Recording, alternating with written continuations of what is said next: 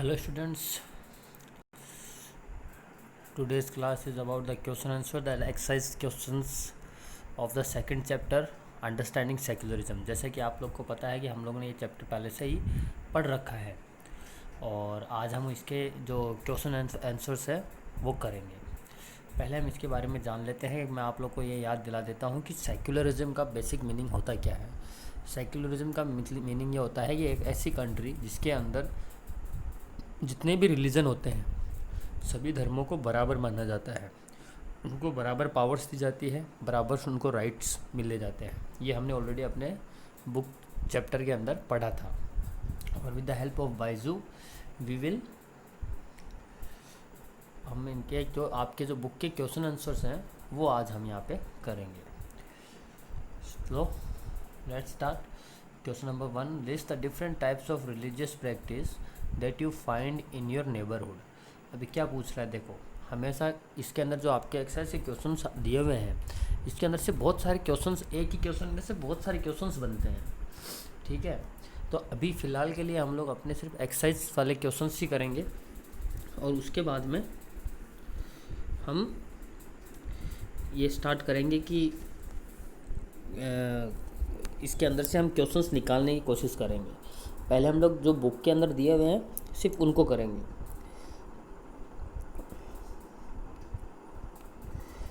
First question is the list the different types of religious practice that you find in your neighbourhood. अभी देखो तुम लोग को एक लिस्ट बनानी है किसकी, रिलीजियस प्रैक्टिस। आप लोगों के पड़ोस में, नेबरहुड यानी पड़ोस में, आप लोग के पड़ोस के अंदर कोई भी ऐसे धार्मिक प्रैक्टिस हो रही है, किसी भी धर्म की हो चाहे वो, है ना, उसकी एक लिस्ट बनानी है। This could be different forms of prayer, ये कुछ भी हो सकता है, बस इतना होना चाहिए कि जो रिलीजन से रिलेटेड होना चाहिए, ठीक है। चाहे वो डिफरेंट फॉर्म्स ऑफ प्रेयर यानी कि वो प्रार्थना करने से रिलेटेड हो, वर्शिप ऑफ डिफरेंट गॉड्स यानी कि अलग अलग भगवान की पूजा करने से रिलेटेड हो, सेक्रेड साइट्स से रिलेटेड हो, different kinds of religious music and singing, अलग टाइप का कोई गाना हो, अलग टाइप का कोई म्यूज़िक हो भगवान को याद करने के लिए, तो उन सब की आप लोग को एक लिस्ट बनानी है। Does this indicate freedom of religious practice, और क्या ये इंडिकेट करता है कि हमें हमारा धर्म अपने मर्जी से आज़ादी से जीने की परमिशन देता है, ठीक है। आप लोग को लिस्ट बना के ये देखना है कि क्या हमारा जो देश है वो सेक्युलर है कि नहीं है। अब इसका आंसर क्या होगा, देखो the different types of religious practice that we see in our neighbourhood are as follows, कि अलग अलग टाइप के जो हम अपने पड़ोसियों के अंदर, हमारे जो पड़ोस में जो भी रहते हैं, हमारे गांव मान लो या फिर हमारे कोई गांव के अंदर जो गली मान लो, उसके अंदर अलग अलग लोग रहते हैं, अलग अलग धर्म के लोग भी रहते होंगे, ठीक है। तो वो अलग अलग जो अपने रिलीजियस प्रैक्टिस का मतलब हुआ कि वो अपने धर्म को अपने तरीके से जीते हैं, ठीक है। A Sikh person worship in gurdwara, Sikh person कौन हुए, जो पंजाबी होते हैं ना सरदार जी, वो जो Sikh person worship in gurudwara, worship करना यानी कि पूजा करना, प्रार्थना करना। हम जाके मंदिर में बोलते हैं ना कि हम मंदिर में जाते हैं, हाँ मैं मंदिर जाके आ रहा हूँ, फेरी वेरी काट के आ रहा हूँ, तो वो क्या हुआ, वो एक वर्शिप हुई, ठीक है। A Sikh person worship in gurdwara, और वो लोग ये जो पंजाबी होते हैं वो कहाँ पे करते हैं अपनी वर्शिप, वो गुरुद्वारे में करते हैं। तो गुरु नानक किसके सामने करते हैं, गुरु नानक के सामने करते हैं, यूजिंग गुरु ग्रंथ साहिब, और उनका जो ग्रंथ होता है, जैसे हमारी जो भगवत गीता होती है ना, वैसे ही उनका जो ग्रंथ होता है वो होता है गुरु ग्रंथ साहिब। ऐसे ही सेकंड नंबर देखो, ए मुस्लिम वर्शिप इन ए मॉस्क्यू। अब जो मुस्लिम लोग होते हैं वो कहाँ पे प्रार्थना करते हैं, वो मस्जिद में करते हैं। And their sacred book is the Quran, और उनकी जो पवित्र जो किताब उनकी जो रहती है, जैसे हमारी भगवत गीता रहती है, पंजाबियों की गुरु ग्रंथ साहिब रहती है, वैसे ही इनकी कौन सी रहती है, इनकी कुरान रहती है। Their religious music of Muslim is Sufi, और उनका जो रिलीजियस म्यूज़िक होता है, उनका जो धार्मिक म्यूज़िक होता है, उनका जो गाना होता है, जैसे हमारी आरती होती है ना, हिंदुओं की कौन सी होती है, आरती होती है, हम आरती गाते हैं, शिव जी की आरती, गणेश जी की आरती, वैसे उन लोग का जो म्यूज़िक होता है वो सूफ़ी म्यूज़िक होता है। कौन सा होता है? सूफ़ी म्यूज़िक। ठीक है। उसके बाद में देखो क्रिश्चियन क्या करते हैं, थर्ड नंबर पे, a Christian worship Jesus Christ in a church and their religious book is the Holy Bible. अभी देखो क्रिश्चियन होते हैं, वैसे वो चर्च में जाते हैं, किस चीज़ के लिए? वर्शिप करने के लिए। और उनकी जो धार्मिक किताब होती है, जहाँ पे वो जाके वहाँ पे वो चीज़ पढ़ते हैं, जो उनकी रिलीजियस बुक होती है, वो कौन सी होती है? वो होती है होली बाइबल बोलते हैं उसको। होली यानी कि पवित्र, बाइबल उनका ग्रंथ का नाम है। जैसे हमारी भगवत गीता है, पंजाबी की गुरु ग्रंथ साहिब है, मुस्लिम की कुरान है, वैसे ही उनका होली बाइबल ग्रंथ होता है। ठीक है। उसके बाद में number 4, A Hindu worship in A temple. ये तो हमारे वाला ही एकदम ईजी है। ये हम लोग वर्शिप करने के लिए कहाँ पे जाते हैं? हम लोग टेम्पल में जाते हैं। To the idols of gods and goddess, किसके सामने जाते हैं? देवी और देवताओं के सामने जाते हैं। दिस शोज़ दैट, और ये क्या दिखाता है? द पीपल इन इंडिया, कि भारत में लोग the freedom to practice the religion of their choice and yet live together in peace and harmony, कि हम लोग सभी धर्म के लोग एक साथ रहते भी हैं। जैसे कि मान लो आप लोग के गांव के अंदर पूरे के सारे रिलीजन के लोग नहीं मिलते हैं, नहीं होंगे, लेकिन फिर भी एक या दो के हो सकते हैं। लेकिन आप अगर सिटीज़ में जाओगे तो वहाँ पे एक ही सोसाइटी में, एक ही बिल्डिंग में ऊपर मुस्लिम रहता है, उससे ऊपर हिंदू रहता है, उससे नीचे क्रिश्चियन रहता है, उससे नीचे पंजाबी रहता है, ऐसे अलग अलग तरह से आप लोगों को मिल जाएंगे। ठीक है। तो वो अपने फेस्टिवल्स भी मनाते हैं। ऐसा नहीं है कि है ना हमारे ऊपर हिंदू रह रहे हैं तो हम मुस्लिम लोग फेस्टिवल नहीं मनाएंगे, ऐसा कुछ नहीं होता है। जैसे जैसे जिसके फेस्टिवल होते हैं वो अपने अपने फेस्टिवल अपने तरीके से ही मनाते हैं। इवन अब तो इतना चेंजेस आ गया है कि एक दूसरे के फेस्टिवल में शामिल भी होते हैं। ठीक है। तो इस जो हमारा क्वेश्चन क्या था? हमारा क्वेश्चन ये था कि आप लोगों को एक लिस्ट बनानी है, अपने आस पड़ोस में देखना है कि कौन कौन से धर्म के लोग रह रहे हैं, वो कौन कौन से अलग अलग टाइप की प्रैक्टिस करते हैं, किस तरह से वो प्रेयर करते हैं, किस तरह से वो मंदिर जाते हैं, मस्जिद में जाते हैं, गुरुद्वारे में जाते हैं, कौन सा गाना गाते हैं, आरती गाते हैं, क्या करते हैं। ठीक है। तो ऐसी एक लिस्ट बनानी थी जिसके अंदर अगर लिस्ट बनाते हैं तो हमें पता चलता है कि जो हमारे जो सरदार जी हैं, जो सिख पर्सन्स हैं, वो गुरुद्वारे जाते हैं और वो उनकी जो ग्रंथ होती है वो भी गुरु ग्रंथ साहिब अलग है। मुस्लिम है वो मस्जिद जाते हैं, उनकी कुरान है, उनका जो म्यूज़िक है वो भी सूफ़ी है। और जो क्रिश्चियन जाते हैं वो जीसस क्रिस्ट चर्च में जाते हैं और उनकी जो बुक है वो बाइबल है। और हिंदू है वो टेम्पल में जाते हैं। देखो 4 अलग अलग धर्म है, लेकिन चारों की पूजा करने की जगह भी अलग अलग है, तरीके अलग अलग है, और उनके जो ग्रंथ है वो भी अलग अलग है, सब कुछ अलग अलग है। लेकिन उसके बावजूद वो हम इंडिया के अंदर ये चारों के चारों धर्म एक साथ रहते भी हैं और अपने अपने धर्म को इन्जॉय भी करते हैं, प्रैक्टिस भी करते हैं। तो इसलिए हमारा जो कंट्री है वो सेक्युलर कंट्री है। ठीक है। उसके बाद में question number 2, will the government intervene करना यानी कि दखल अंदाजी करना। लिख लेना इसका मतलब कि इंटरवेन करना यानी कि रोकना या फिर दखल अंदाजी करना। इफ़ सम रिलीजियस ग्रुप, अगर कोई भी धार्मिक ग्रुप है, कोई भी धर्म है, हिंदू हो चाहे मुस्लिम हो, सिख हो, ईसाई हो, चाहे कोई भी ऐसा धर्म है, that their religion allows them to practice infanticide.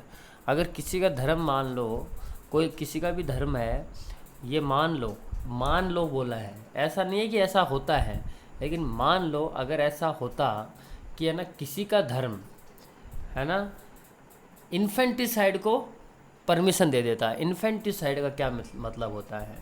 यहाँ पे 2 वर्ड्स आप लोग को याद रखने हैं। एक तो इंटरवेन का मतलब होता है दखल अंदाजी करना या फिर रोकना। ठीक है। इन्फेंटिसाइड यानी कि जो नवजात बच्चे होते हैं, छोटे बच्चे होते हैं, उनकी हत्या करना। ठीक है। अगर इसमें क्वेश्चन में ये पूछा है विल द गवर्नमेंट इंटरवेन, क्या गवर्नमेंट इंटरवेन करेगी, क्या गवर्नमेंट हमारी जो सरकार है वो दखल अंदाजी देगी? इफ़ यानी अगर कुछ धार्मिक ग्रुप ये बोलते हैं कि हमारे धर्म के अंदर तो इन्फेंटिसाइड है और हमारे धर्म में तो परमिशन दी हुई है कि भाई हम बच्चों को मार सकते हैं। ठीक है, तो हम तो इंडिया में तो ये रूल है कि आपको जैसा आपका धर्म बोलता है वैसा आप कर सकते हो, तो क्या गवर्नमेंट इसके अंदर दखलंदाजी देगी? Give reason for your answer. अब आपको इसका उत्तर देना है लेकिन उसका कारण भी बताना है। Answer yes. आंसर क्या होगा? यस, दखलंदाजी देगी। पहला क्वेश्चन यही है, देखो, विल द गवर्नमेंट इंटरवेन, क्या गवर्नमेंट दखलंदाजी देगी? तो इसका आंसर क्या होगा? यस, बिल्कुल देगी।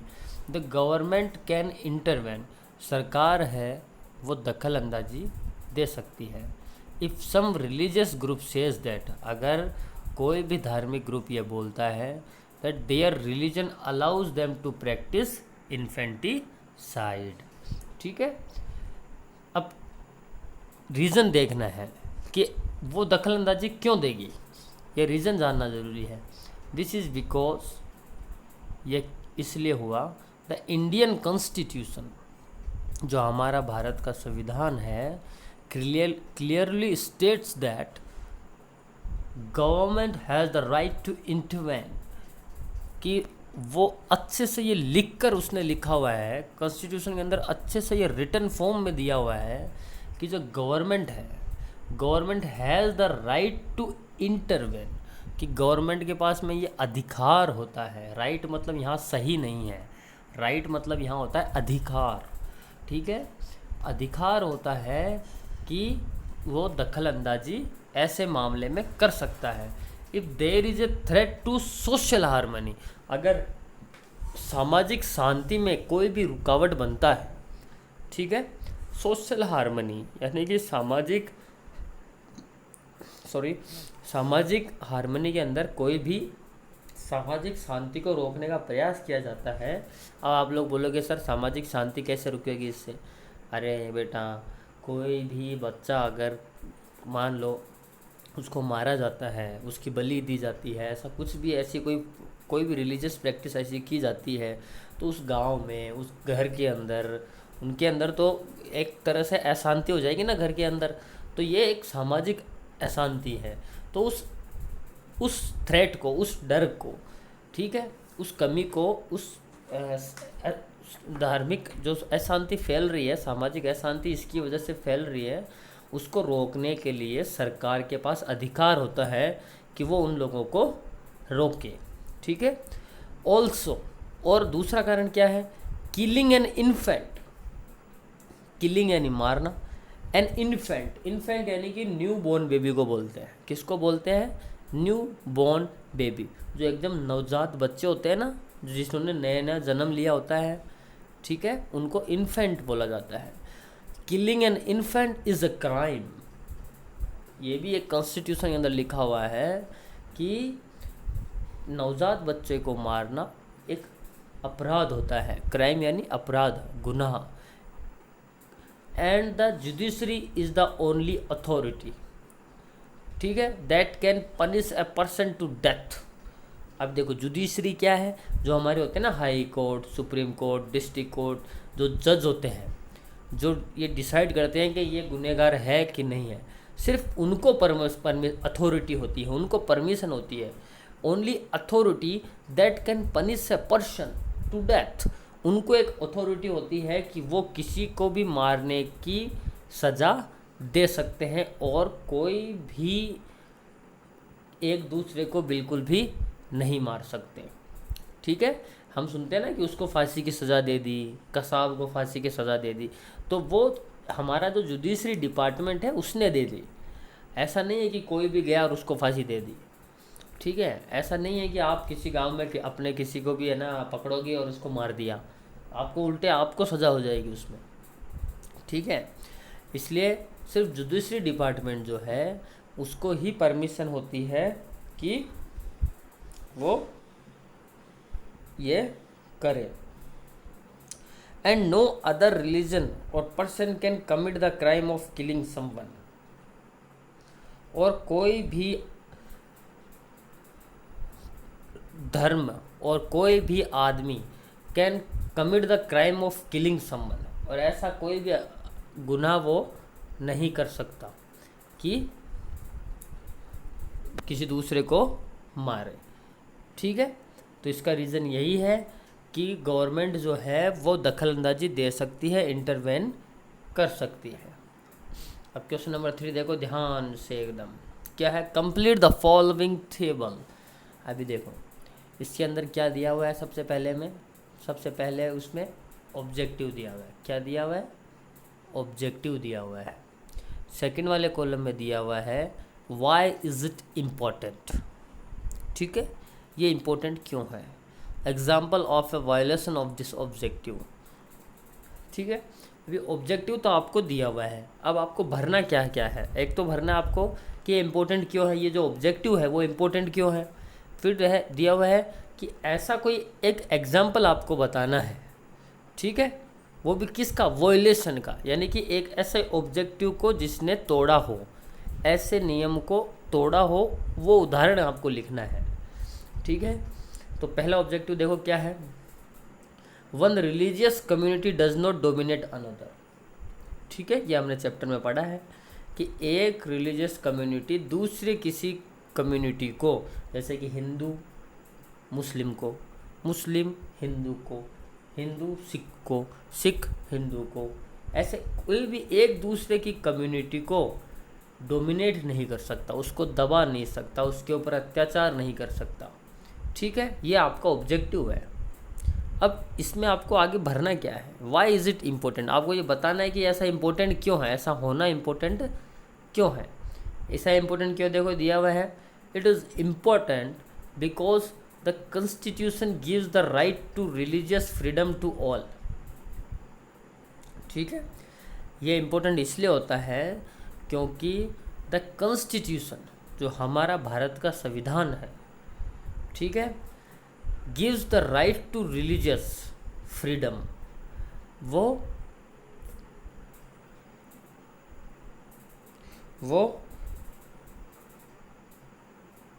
हमारा जो भारत का संविधान है वो अधिकार देता है, राइट यानी अधिकार है ना, वो राइट टू रिलीजियस फ्रीडम। ठीक है, वो धार्मिक आज़ादी देता है, रिलीजियस फ्रीडम यानी कि धार्मिक आज़ादी टू ऑल। ये देखो ये वर्ड एकदम कॉन्सेंट्रेट करने वाला है, टू ऑल यानी कि सभी को, इसके अंदर सभी कम्युनिटीज आ जाते हैं। ठीक है, एक बार ऑब्जेक्टिव वापस पढ़ लो, one religious community does not dominate another, यानी कि एक रिलीजियस कम्युनिटी जैसे कि हिंदू मुस्लिम सिख ईसाई किसी दूसरे कम्युनिटी के, यानी कि हिंदू मुस्लिम सिख ईसाई कोई भी एक कम्युनिटी दूसरी कम्युनिटी को डोमिनेट नहीं कर सकता। अब ये इम्पोर्टेंट क्यों है, ये इम्पोर्टेंट इसलिए है क्योंकि एक तो हमारे संविधान में लिखा हुआ है कि भाई सभी को अपना धर्म अपने तरीके से प्रैक्टिस करने की आज़ादी है, and it is not provided there may be chances of riots and disturbance of harmony in the country. और अगर ऐसा नहीं होगा तो क्या होगा, तो हो सकता है कि राइट्स हो जाए, मतलब कि दंगे हो जाएं। अभी हम लोग बहुत बार ऐसा देखते हैं कि हिंदू मुस्लिम के दंगे हो गए हैं, सिख ईसाई के दंगे हो गए हैं। ये दंगे हो जाते हैं, क्यों हो जाते हैं, क्योंकि वहाँ पे ये जो हमारा जो सिस्टम है वो वहाँ पे थोड़ा सा फेल कर जाता है, लेकिन उसको बाद में संभाला भी जाता है। उसको कौन संभालता है, उसको पुलिस आती है, आर्मी आती है, वो संभालते हैं, वो गवर्नमेंट इंटरवेन करती है उसके अंदर। ठीक है, क्योंकि ये हमारे कॉन्स्टिट्यूशन के अंदर लिखा हुआ है कि सभी को अपना धर्म अपने तरीके से जीने की आज़ादी है, इसलिए हम एक किसी भी दूसरे धर्म के लोगों को डोमिनेट नहीं कर सकते। उसके बाद में देखो example of A violation of this objective. अब आप लोगों को बताना है कि इस रूल का जो ये नियम बना हुआ है, one religious community does not dominate another, इसका वायलेशन कभी हुआ है क्या, इसका एग्जाम्पल क्या होगा। Stopping the people of a particular region to celebrate their festival, इसका एग्जाम्पल देखो, किसी भी आदमी को उसका खुद का त्यौहार मनाने से रोकना, इस नियम का न मानना ही होगा। इस नियम का वॉयलेशन, इस रूल का जो वॉयलेशन क्या होगा कि आप किसी भी आदमी को उसका धर्म के अकॉर्डिंग, जैसे कि आपके आस पड़ोस के अंदर कोई मुस्लिम परिवार रहता है, अगर वो ईद मनाना चाहते हैं तो आप लोग क्या बोलोगे, नहीं नहीं भाई हमारे मोहल्ले में सब हिंदू रहते हैं, तुम कोई ईद वीद नहीं मनाओगे, ठीक है, तो ये क्या हो गया, ये उसके राइट्स का हनन करना हो गया, उसके राइट्स को रोकना हो गया, उसको राइट्स है वो सब करने का, जैसा उनके उनके फेस्टिवल के अंदर मनाया जाता है वैसा वो मना सकते हैं। ठीक है, आप लोग उनको नहीं रोक सकते। सेकंड ऑब्जेक्टिव देखो क्या है, the state does not enforce any particular religion, the state does not enforce any particular religion not take away the religion freedom of individual. अब देखो कितनी तगड़ी बात बोली है, द स्टेट, स्टेट यानी कि सरकार यानी कि गवर्नमेंट, डज नॉट एनफोर्स, वो किसी को भी फोर्स नहीं कर सकती, किसी के ऊपर दबाव नहीं डाल सकती, एनी पर्टिकुलर रिलीजन, किसी भी धर्म के ऊपर वो दबाव नहीं डाल सकती, not take away the religious freedom, और उनसे वो धर्म छीन भी नहीं सकती। समझ में आया, मतलब कि आप हिंदू हो, आपको सरकार ज़बरदस्ती मुस्लिम नहीं बना सकती। ठीक है, दूसरी चीज़, आप हिंदू हो, आपको ऐसा नहीं है कि आपसे वो हिंदू धर्म उन्होंने छीन लिया है, और ना वो छीन सकते हैं। ठीक है, अभी ये ऑब्जेक्टिव हो गया। अभी ये इम्पोर्टेंट क्यों है, ऐसा ज़रूरी क्यों है, ऐसा ज़रूरी इसलिए है, it is important so that every individual in a country has the right to follow the religion of their choice. क्यों ज़रूरी होगा, ये ज़रूरी इसलिए होगा कि every individual in a country, यानी कि भारत देश के प्रत्येक इंडिविजुअल, प्रत्येक आदमी, हैज़ द राइट, उसके पास अधिकार होता है, to follow the religion of their choice, वो अपनी मर्जी से अपना धर्म चूज कर सकता है। This is what makes the nation A secular country, और यही वह चीज़ होती है जो एक कंट्री को सेक्युलर कंट्री बनाती है, कि वो अपनी मर्ज़ी से अपने धर्म चूज़ कर सकते हैं, अपने मर्ज़ी से अपने धर्म के अकॉर्डिंग, जो भी वहाँ धर्म में है उसके अकॉर्डिंग वो अपने धर्म को प्रैक्टिस कर सकते हैं, अपने त्यौहार मना सकते हैं, अपने फास्ट कर सकते हैं, अपने जो मस्जिद में जाना है, मंदिर में जाना है, उनके ऊपर कोई प्रेशर नहीं करता है कि भाई तुम मंदिर मत जाओ, मस्जिद मत जाओ, और वो अपनी रिलीजन जैसा उनको बोलता है वो वैसा करते हैं। ना तो उनको सरकार रोक सकती है, ना कोई और दूसरा आदमी रोक सकता है। बस बेशर्ते इतना, शर्त इतनी सी है कि वो सामाजिक शांति को हानि ना पहुंचा रहा हो, किसी दूसरे को हानि ना पहुंचा रहा हो, तब तक ही वो कर सकते हैं। अगर वो दूसरे को किसी को हानि पहुंचाएंगे धर्म के नाम पे, तो उनके ऊपर रोकने के लिए भी हमारे पास प्रावधान होते हैं। ठीक है, अब देखो टेबल में क्या दिया हुआ है, टेबल में दिया हुआ है example of A violation of this objective.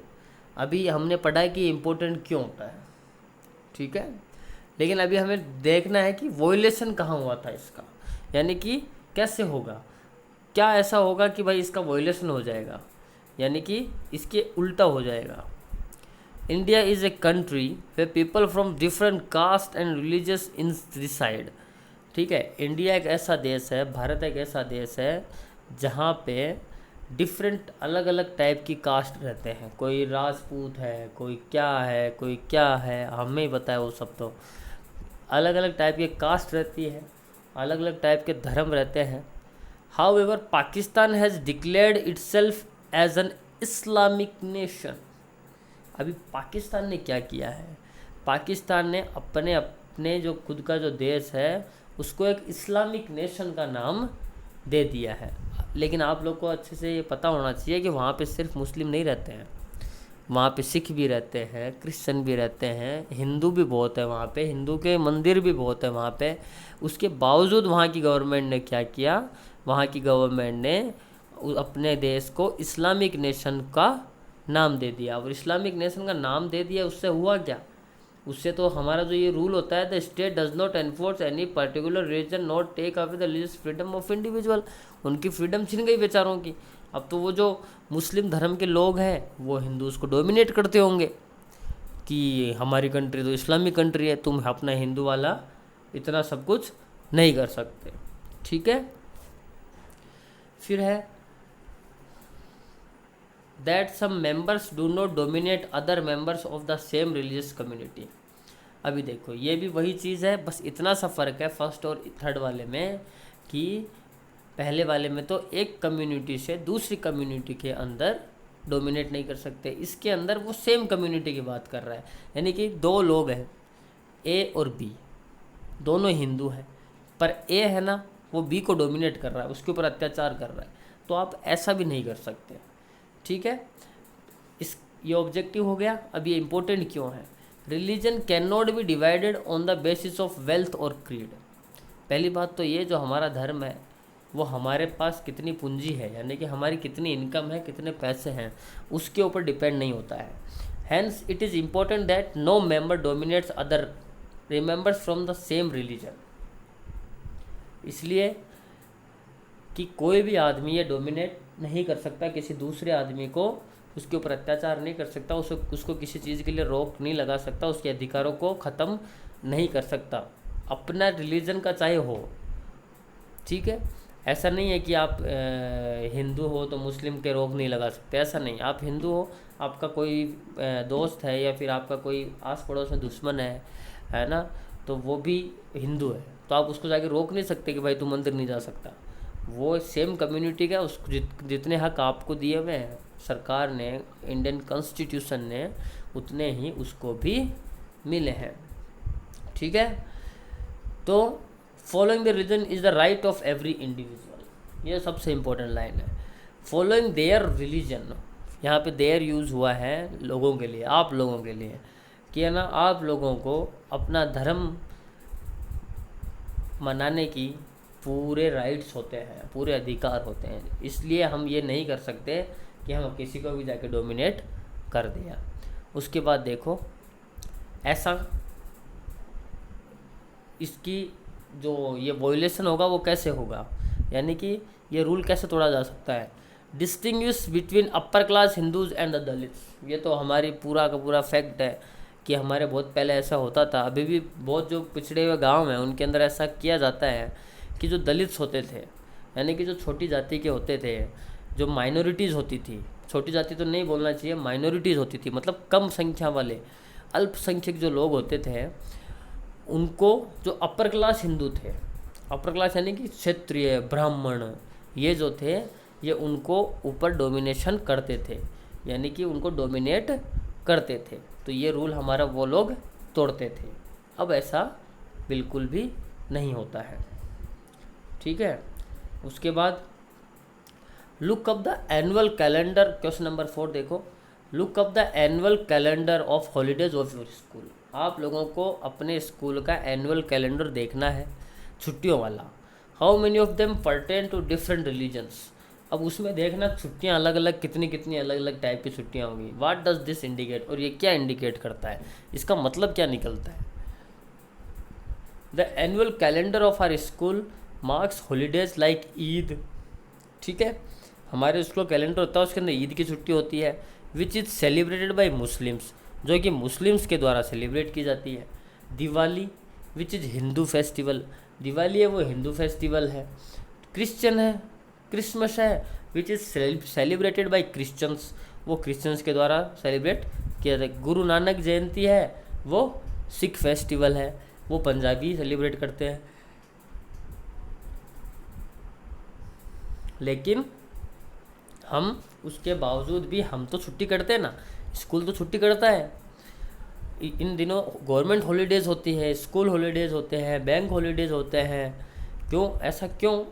This proves that, और ये क्या प्रूव करता है? ये प्रूव करता है India is a secular country, India है वो एक सेक्युलर कंट्री है, and every individual has the right to religious freedom, और हर एक इंडिविजुअल के पास में अपने धार्मिक स्वतंत्रता होती है, वो जैसा चाहे। अगर मान लो हमारा सेक्युलर कंट्री नहीं होता तो हम क्या करते, हम हिंदू वाले जो फेस्टिवल है ना उनको छुट्टी करते थे, बाकी फेस्टिवल हम मनाते ही नहीं, कि नहीं भाई स्कूल आना है, पढ़ाई करनी है, कोई फेस्टिवल नहीं है। ठीक है, ऐसा होता है, बहुत सी कंट्रीज ऐसी हैं तो ऐसा होता है। इंडिया में ऐसा नहीं होता है। इसका मतलब क्या है, एक इंडिया है वो एक सेक्युलर कंट्री है। क्वेश्चन नंबर 5 देखो, फाइंड आउट सब example of different views with in the same religion. अभी देखो कितना इंटरेस्टिंग क्वेश्चन है। कि आप लोगों को कुछ उदाहरण ऐसे ढूंढने हैं जिसके अंदर एक ही रिलीजन के अंदर अलग अलग टाइप के व्यू होते हैं। देखो क्या क्या है। फर्स्ट वाला है Hindus worship different ideas of gods and goddess. देखो हिंदू में देख लो, कोई तो कौन से देवता को मानता है, कोई कौन से देवता को मानता है, कोई बालाजी को मान रहा है, कोई तेजा जी, कोई भैरव जी, कोई किसको, और कोई शिव जी, कोई किसको मान रहा है, कोई किसको मान रहा है ना। सबका अपना अपना मानना है कि हाँ भाई शिव जी की पूजा करने से ये होता है, बालाजी की करने से वो होता है ना। अलग अलग एक ही रिलीजन है, एक ही धर्म है, लेकिन उनके जो व्यू पॉइंट है, लोगों की जो सोचने का तरीका है, वो अलग अलग होता है। Muslim are divided into Shia and Sunni. जो मुस्लिम है वो दो लोगों में डिवाइड होते हैं, शिवा और सुन्नी के अंदर। अब इनका दोनों का सेम ही है, इनका मज़हब एक है, इनका जो कुरान जो होता है, इनका पवित्र ग्रंथ होता है ना कुरान, वो दोनों का एक ही होता है, लेकिन इनकी एक्टिविटीज़ में रात और दिन का फ़र्क होता है। शिवा और सुन्नी में बहुत ज़्यादा फ़र्क होता है, ठीक है। एक बहुत ज़्यादा एग्रेसिव होते हैं, एक बहुत ज़्यादा नरम दिल के होते हैं, ऐसे बहुत ज़्यादा अलग डिफरेंट होता है। Followers of lord Mahavir are called Jains. अभी जो लॉर्ड महावीर को फॉलो करते हैं वो जैन कहलाते हैं, ठीक है। और Buddhist followers are divided into Mahayana and Hinayana. और जो लॉर्ड महावीर को फॉलो करते हैं वो तो जैन कहलाते हैं, और जो बुद्धिज़्म को फॉलो करते हैं गौतम बुद्ध, वो महायान या हीनयान कहलाते हैं।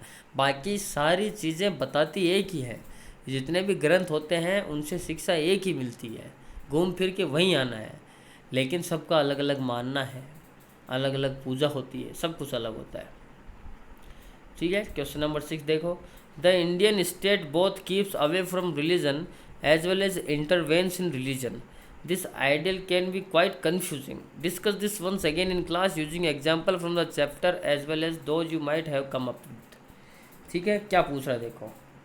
द इंडियन स्टेट यानी कि भारत की सरकार या India, both keeps away from religion, वो अलग रहती है किससे? धर्म से। ये हमने याद करो चैप्टर में पढ़ा था कि धर्म से अलग रहती है। As well as intervenes in religion, और वो साथ के साथ दखलंदाजी भी देती है। एक साइड तो ये बोलती है कि हम धर्म से अलग हैं, एक साइड वो दखलंदाजी भी देती है।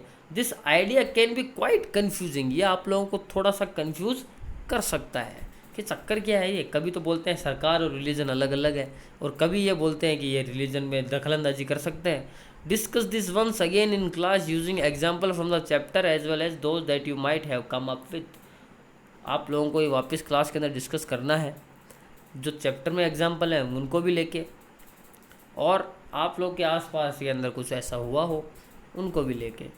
The Indian state both keeps away from religion as well as intervention in religion, because if a person with a majority religious group gets the state power, he may use the power to discriminate and pursue the power or other religions। ये हमने already chapter में पढ़ा हुआ है कि अगर भारत की जो सरकार है वो रिलीजन में दखल अंदाजी देने लग गई पूरी तरह से, ये वर्ड ध्यान रखना, पूरी तरह से अगर देने लग गई, तो जो पावर में जो आदमी बैठा है वो जिस रिलीजन का होगा वो अपनी पावर का नाजायज़ फ़ायदा उठा के अपने रिलीजन वालों का फ़ायदा सोचेगा, किसी दूसरे रिलीजन वालों का नहीं सोचेगा।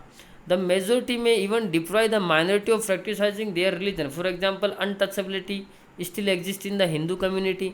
If the state power is handed over to a person belonging to an upper caste Hindu majority, he may use as a weapon against the lower class people of the society at the state. अब इसमें यही बताया हुआ है कि मान low power के अंदर कोई अपर कास्ट हिंदू बैठा हुआ है, ठीक है, तो वो जो हम जितने भी डिसीजन लेगा वो अपर कास्ट हिंदूज़ के लिए ज़्यादा फ़ायदेमंद देगा, और लोअर कास्ट हिंदू को कुछ भी वो नहीं समझेगा, इवन उनका नुकसान भी वो कर सकता है।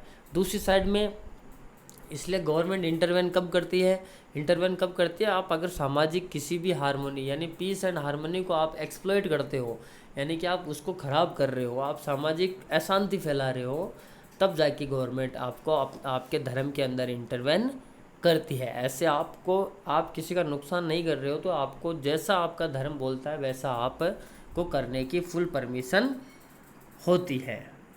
So thank you and have a nice day. आप लोग को लिखना है, आप लोग लिख सकते हो, पॉज करके अच्छे से लिख लो नोटबुक के अंदर, और जितना समझने की कोशिश करोगे आप उतना ही अच्छा सीखोगे। Have nice day, bye bye.